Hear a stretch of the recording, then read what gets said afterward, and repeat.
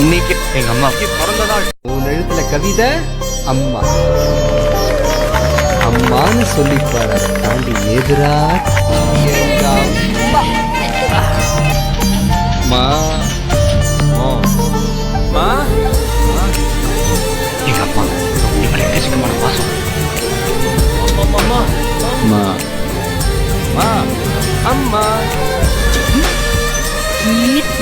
இன்னைக்கு என் கண்ணில் ஈரம் வந்தால் என் நெஞ்சில் பாரம் வந்தால் சாய்வேனேயும் தோளிலே